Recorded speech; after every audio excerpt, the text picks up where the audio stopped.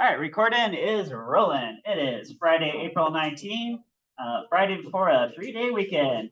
So, guys, in this class, I taught you almost everything that I want you to get out of this class. The main topic that we have to finish out the course pretty much is quantum mechanics, right? Now, quantum mechanics is kind of a beast. And I think the best way to be able to really visualize and appreciate quantum mechanics as much as you can is to first have an understanding of statistics, right? Oh, no, here, let me see, show hands, show hands. How many guys are either taking a stats class or have taken a stats class? How many take stats? Got 1, 2, 3, 4, about 40 guys. All right, have taken stats. All right, so guys, what we're going to do for the next few days is the stats puzzle packet. Right, so you guys got the stats packet, right? Everybody got one of these? And I think this is going to help make quantum mechanics make a lot more sense. So if you've taken stats already or you're taking stats, then next few days should be probably a pretty good review, or maybe you get to see things from a little bit different perspective. And if you've never taken stats before, this is one of these classes that's changed the way that I view the world or things in the world. All right, so here, let's do some examples, and then hopefully you'll get an appreciation of a little bit different way of looking at the world. Oh yeah, what I want to mention too is what kind of math have we used in this class? A lot of algebra, like solving for x graphs, trigonometry. We got guys, phones away, guys, phones away. I want you guys to really learn something today, right? Trigonometry. We've done vector components, angles, geometry type stuff. There's been a lot of calculus connection in this class, which is like rates of change and accumulation, integration type stuff. Right? So this is going to be new. It's going to be new. All right. So let's say I ask a question like how long are these G2 pins? And well, let's figure out the answer right here. It looks like 14 point something centimeters. I bet every single one of these manufacturers the exact same length. There's no variability. There's an answer to that question. But what if I ask a question like, how tall is a dog? Right? Let's say I'm like an alien coming to Earth, like, oh, there's dogs, there's people, there's trees. You guys notice here, guys, everybody, phones away. Guys, put your phones away. I want you guys to learn something, right? Notice my first 3 examples. Example 1, 2, and 3. I got some dogs, I got some people, I got some trees. You guys see that? Right? And they got different heights. Right? So if I throw the question out later, like how tall is a dog? Well, there is no single uniform answer to that question. But what you can do is you can approach this probabilistically. Right? So what you can do is you could go around, you could measure like hundreds of dogs or thousands of dogs, and you can make a graph that looks like this. I could put height on the say the horizontal, right? I could put I could keep track of like how many dogs are some height. I could break this up into increments. So I got maybe centimeter by centimeter, right? So maybe the average height dog is like this tall. All right, I'm gonna make a bar chart. Are you guys see make a do you call it a histogram? I think like these bar charts. Yeah, go. Right, and then maybe slightly less than average than that is like okay, maybe there's not as many dogs, and then and then it kind of tapers off, right, and then maybe does something kind of like this, right? And how about the dogs that are taller than average? Well, it's probably like, okay.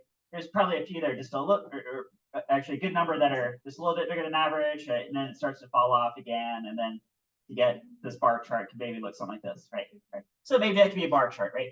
Again, we measured thousands of dogs, right? Centimeter by centimeter, we're saying how many of each one, right? If you stand back and look at it, it's gonna look like maybe this type shape starts to merge, like this bell curve, right? You guys see like this bell curve type shape, right? Right. No, I should say too.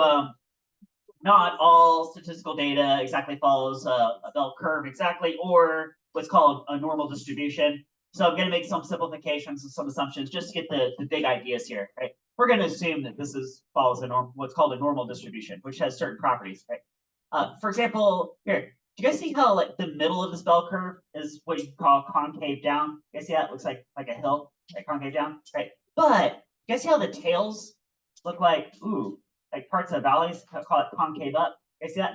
And there's a point where it changes from concave down to concave up. Okay? All right, yeah, you guys here decide. That was the next question I was going to ask you guys is what's the name of that point? Right, inflection point. Go ahead and label that inflection point. Right, and I guess we got 2, right? Right, one there and one there, right? Right, now, something about that inflection point, or in this data in general, right? Now, right away, you guys can see like what the average height of a dog is, right? I mean, I guess if you had to answer the alien, like, what's the height of a dog? Right? Maybe you pick the average, maybe that says something, right? But there's also like a size distribution, like a variability. And one way you can quantify that variability is, well, what is this distance to this inflection point, right? And in statistics, this gap right here, from the mean to this inflection point, has a name. Right? So this point right here, I'm calling the mean, as in the mean average. Right? Now, and I'll either represent that with an F bar or Greek letter mu. You'll see both those. I'm going to use those interchangeably. If you've taken a stats class, there's technical differences, but I'm going to use those symbols interchangeably to represent the mean average. Right? Now, guys, what about like how spread out is this bell curve, right? Because it could be like these G2 gel pens would be like how long is that? Well, it's pretty much like an extremely narrow curve, right? They're all at the same size, right? But see, dog sizes, well, there's little dogs, there's medium dogs, there's big dogs. That's a pretty good distribution. I bet this bell curve is pretty wide for dog sizes, right? And we can quantify it with this, which I'm going to refer. Does anybody know? And if you've taken stats, you probably know the answer to this question. What is this spread called right here? Standard deviation. Exactly. So I'm going to label that standard deviation. Okay. And again, there's two symbols I'm going to use for the, so I might just use S, or I might use lowercase Greek letter sigma. Again, if you take in stats class, there's a technical difference between the two, but I'm just going to use those interchangeably. Okay, all right, you guys good so far? All right, so we have a mean and we have a spread. So now we have a way to describe dog height, say for an entire population of dogs, just with these two numbers. Right? What's the average and like what's the distribution? Right, you guys get that idea? All right, that's good. All right, let's switch over to this packet. Okay. All right, so we're gonna do some examples with some numbers. We're gonna quantify this. I gave you guys look at the very top of the page, a couple of formulas. We're gonna navigate these here in a few minutes. It says what's the mean, right? And the mean average is just, look, you add them all up and divide by the number of the set. Now that expression you guys have probably known since elementary school, done that lots of times in this class, right? You guys taking lots of mean averages, right? Oh, and here's a formula for, hey, to figure out what is the standard deviation. Look, it's a crazy square root looking formula, right? So let's try this out. Okay. So first population right here, I got 5 dogs. Now, guys, we're gonna make a crazy kind of assumption here that these 5 dogs are somehow representative of a population of like millions of dogs, right?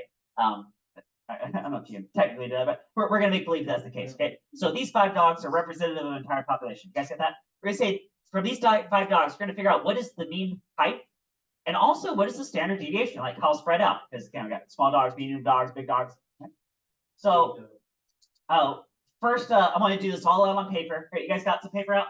Right, and then after we do it all on paper once, then I'll show you guys the calculator tricks later. Right, so let's start with mean. I'll do X bar for mean. How about that? Right, and that's just right, you add up all your dog heights. So from I equals 1 to n, and then divide by the number of dogs. Okay, which in this case is 5. Right, so that's going to look like I've got a 75 centimeter dog. I've got a 83 centimeter dog. You guys are working with your own numbers, right? I have my numbers. You guys have your numbers. They're different. Okay. I have a this many centimeters dog. I have a this many centimeters dog. And I have a this many centimeters dog. All right, so there's my 5 dogs. Add them all up and then divide by 5 because there's 5 dogs. Boom, boom. Right. That will give me the mean average. Okay. So you guys are calculating yours while I'm calculating mine. Let's see if we all get the same thing.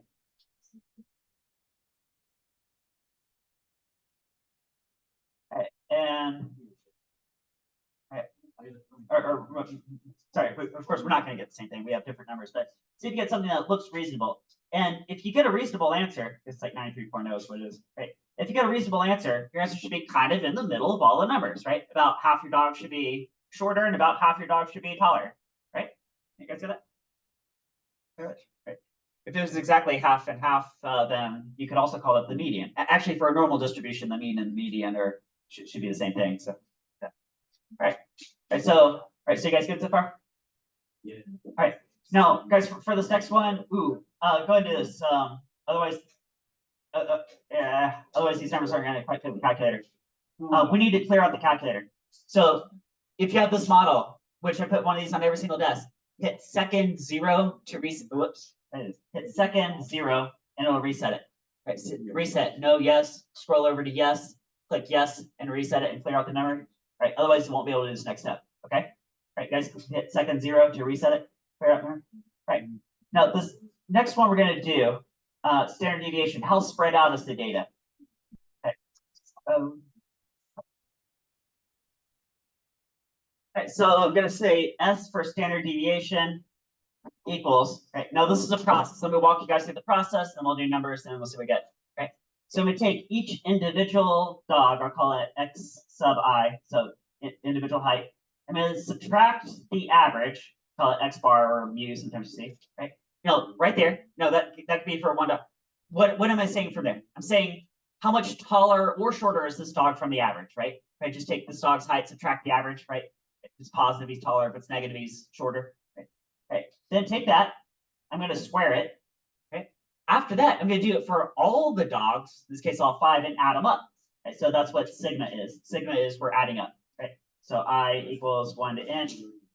Right. Now, we have a few more steps to go, but let me pause right here and say, what if you forgot one of these steps? Are you guys ready for a critical thinking question? You guys ready? Critical thinking? What if, at this point, I had, forgotten to square all those, and I just add them up? What if I just took the straight difference and I added up the sums of all the differences? What number would I get every single time? 0, right? Right? Because some are more, some are less, and it would always zero out, and it would be completely pointless, wouldn't it? Right? You guys get that? You guys get that? Right. All right. So make sure you're squaring all the differences, right? Which makes it all positive. I did some of the things here. All right. Then I'm going to divide by n minus 1. Now, this is called degrees of freedom. I'm not going to go into those weeds, but if you're really curious about it, you can either Google it or ask a stats teacher one day. It's whatever your population size is minus 1, so degrees of freedom. And then the very last step is we're going to square root that entire expression, right? I think that's sort of like undoing the square step from before, right? Let's try it out. So let's go to these 5 dogs. I'm going to calculate my standard deviation. You guys do yours. We're just going to do this one by hand, and then the other ones will. Well, I'll show you guys calculator tricks later. And so everybody's going to do at least one of these by hand. So my first dog was this many centimeters. I'm going to drop the unit just to save myself a bit. Right. Minus the average. This is my average. Square that. Plus my second dog was this many centimeters. Subtract the same average. Square that. Plus my third dog was this many centimeters. Subtract that average again. Square that. Plus my fourth dog was this many centimeters. Subtract the average. Square that. Plus my fifth dog is this many centimeters minus the average. Square that. Okay. All right. Then when those are all added together, all the sums of all those square differences, I'm going to divide that by, let's say I had 5 dogs, so 5 minus 1 means 4 degrees of freedom. Okay. And then the very last step is square root that entire expression. Okay. Now remember what this is telling us. It's telling us what is this distance here from the mean average to the inflection point on a normal distribution curve. Okay, it tells us how spread out is the data. It's called standard deviation.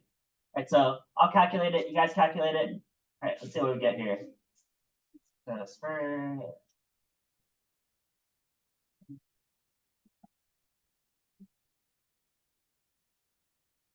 What?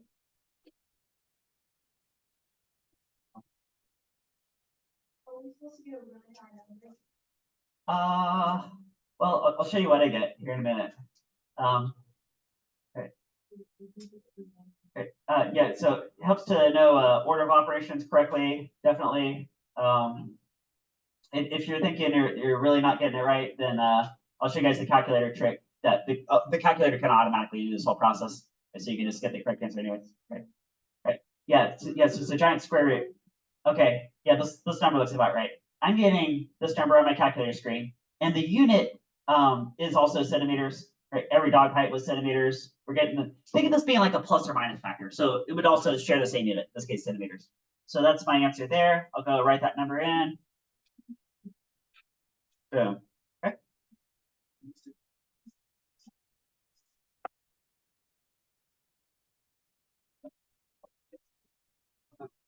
All right. right, so while you guys are finishing getting that, and hopefully you're getting something that looks pretty reasonable. Right. If I bring that back to this curve, what I'm saying is, okay, I got a bunch of dogs distributed. This is all based on 5 dogs. So right, anyway, and then I know my average dog height is like 93 centimeters on my paper. And if I say like plus or minus 15 centimeters about, right, then that goes from this inflection point to this inflection point. Ooh, I got another question for you guys that the 4 of you guys who have taken stats should get this next question right. If I go from inflection point to inflection point, you guys see the area under the curve that represents probably some proportion of the dogs, right? Right? Who could tell me exactly what percentage of the dog population that is? Oh, less than that. 85. It's 60? This would be in 68%. 68% is what that is, right? Now, for guys, for any normally distributed set of data, if you go from the mean plus or minus 1 standard deviation, yeah, that's 68%, right? Yeah, if you're thinking 95, that's actually 2 plus or minus 2 standard deviations is 95%, right? Yeah, so plus or minus 1 standard deviation from the mean, that covers 68. This would be 68% of dogs, right? Guys, what that means is if my numbers were descriptive of the world, I say average dog height is 93 centimeters. If I go plus or minus 15 centimeters, that counts for, let's round that to about 2/3 of dogs. And then this little tail right here would represent 1/6 of dogs that are super short. And this tail would represent 1/6 of dogs that are super big, right? Right, you guys see that? Right. And all assuming a normal distribution. Normal distribution. Okay. All right, who's got questions so far? You guys do good? Oh, yeah. All right, that is exactly like Sam was doing here. How can the calculator just do it all? All right, so guys, tell you what, if you've been through a stats class and let's say you brought your own graphing calculator and you know how to do this and you're comfortable doing what you're doing, that's okay. Okay. But for most guys who have not been in stats, everybody get hold of one of these because I put one on every desk. You guys got a TI-30X2S? Right, you guys get one of these. Did you guys already clear out the memory? Right, you guys did second 0 to reset it and clear it up. Right, here's what we did. Go to second stat. Now there's a key above cosine that says data, and right above that says stat. It's printed in white on the calculator. Is it? So I need to hit second and then stat. And on my screen pops up 1 variable. Okay. Who does not have 1 variable on the screen? So everybody's got 1 variable, right? You guys hit second stat, got 1 variable. And so hit enter to choose 1 variable. Okay. And then you'll see a little change. You guys see on the screen popped up, it says stat. You guys see it says stat? Right. So now your calculator is programmed, ready for stats. Right. Hit the key that says data. And this is the same one right above the cosine. You see that? Data? Hit data. And on your screen pops up x1 equals. Right. Everybody got x1 equals? Who does not have x1 equals? So everyone's got x1 equals. Right. Right. Now we're ready to start plugging in dog heights. Now my first dog height was 75 centimeters, so type in 75. Right. You guys pop in your first dog height. Then scroll down. It says frequency equals 1. Yeah, I only have 1 dog that's that height. Right. Now, if you did some big survey where you were surveying like 2,000 people, or let's say you had 2,000 dogs and there were several dogs that height, I would change that frequency and say, oh, there are multiple dogs that height. But in this case, I only got 1, so I'm just going to leave it 1. Okay. Right. Scroll down again. It says x2. You guys see x2? Type in your second dog. My second dog is this tall. Right. Scroll down again. Yep, there's only 1 of those dogs. Scroll down again, x3 equals. Type in my third dog. Scroll, type in my fourth dog. Scroll, type in my fifth dog. Okay. All right. So at this point, you should have all 5 dogs in. You guys got all 5 dogs in? Right. There's only 1 of each dog, so all the frequencies are 1. Okay. Okay. You guys ready for next step?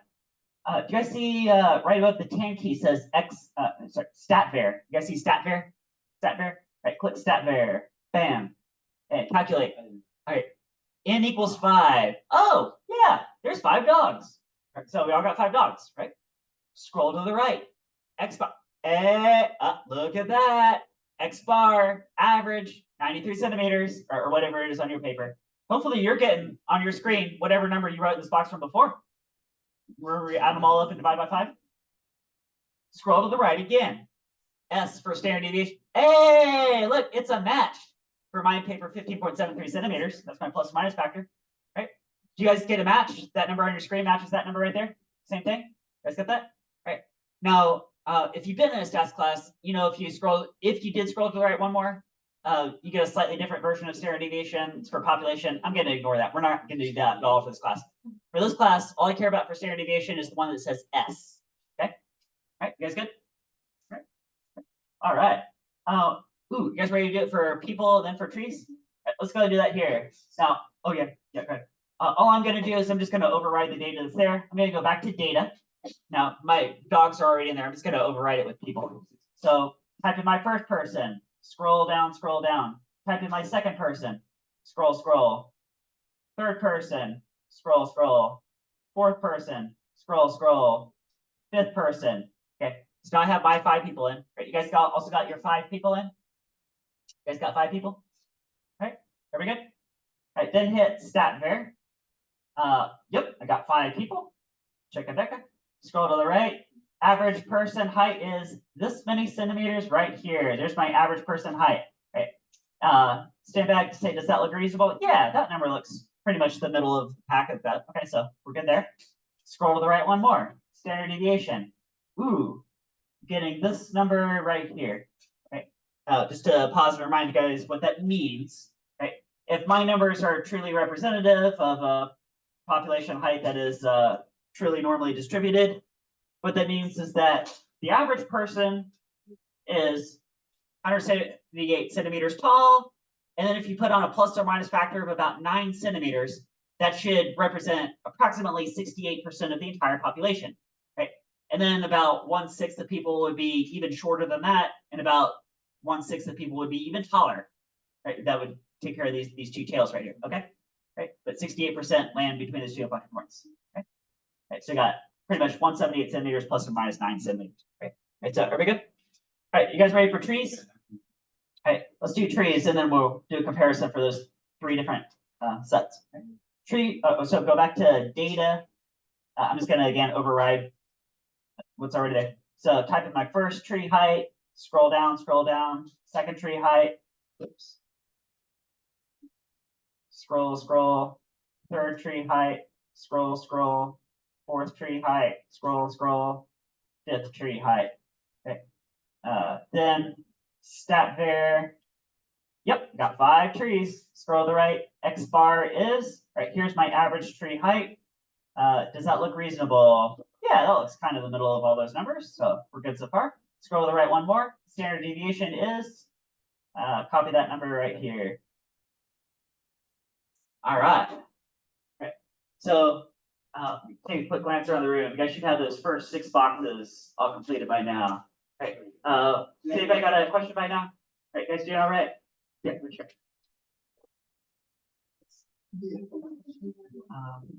Okay, so first,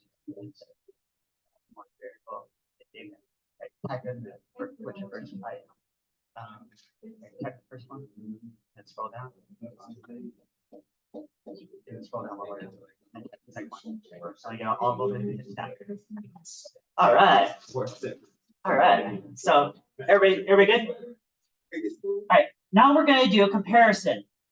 Again, I got dogs, people, and trees, and I want you guys to see like what's the comparison there. And I got three curves lined up. We're going to say, well, which curve represents which population, right?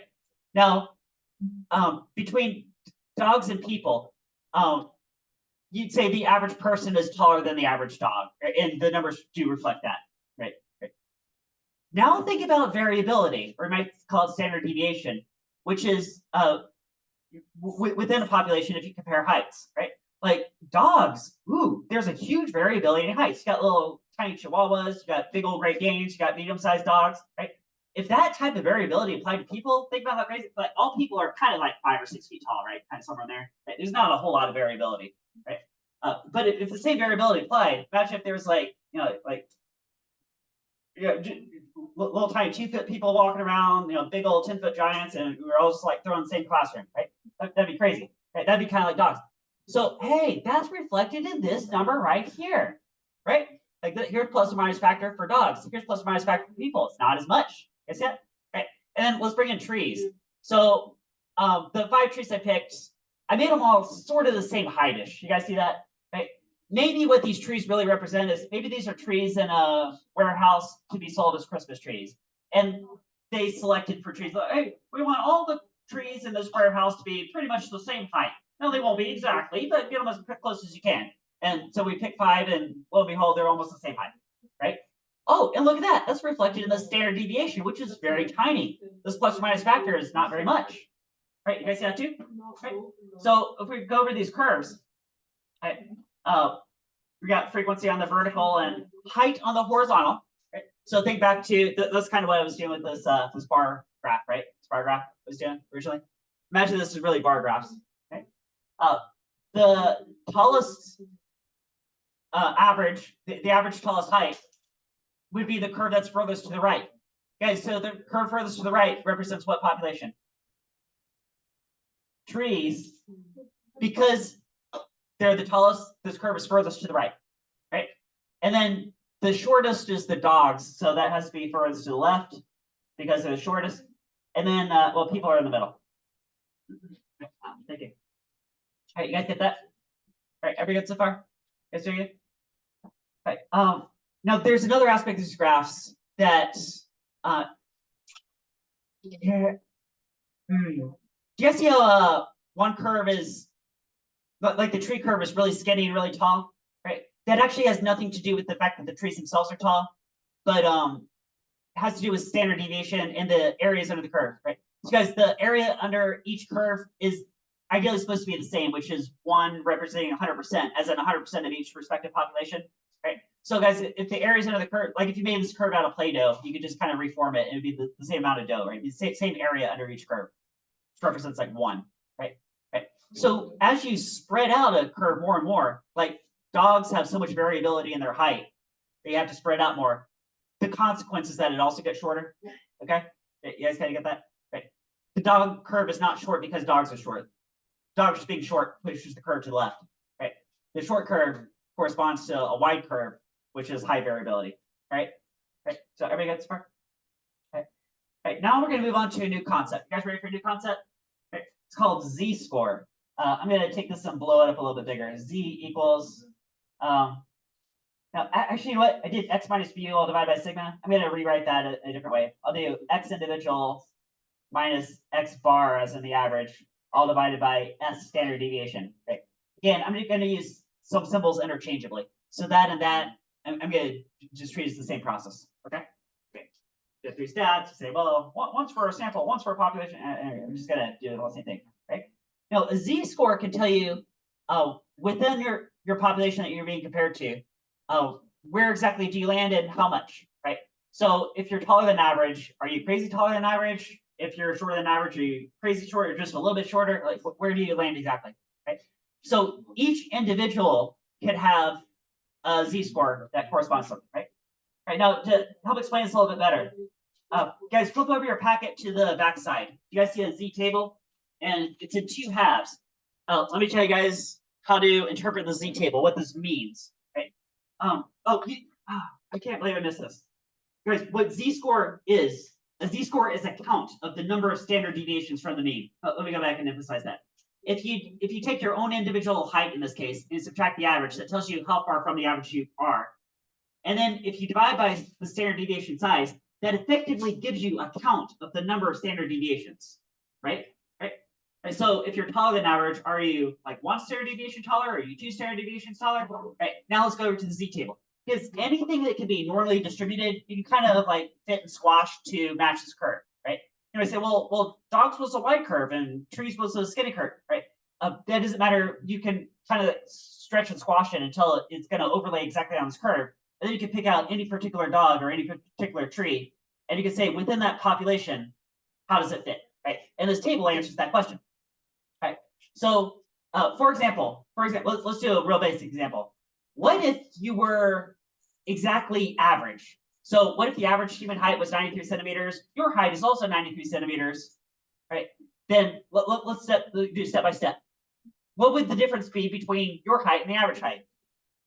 0. Therefore, how many standard deviations from the mean would you be? Also 0, because you would be the average exactly. Therefore, let's flip over to this table. All right, guys, this table, do you guys see the first column says z? And it goes from about -3.5 to 0 on the left side, and then 0 to +3.5 here, right? That's effectively, the left half is below average, the right half is above average, right? You guys see that? Right?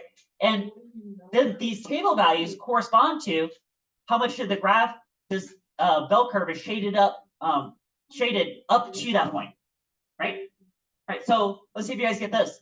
Guys, if you're exactly average height, what percentage of the people are shorter than you? 50%? Did you guys just say 50%?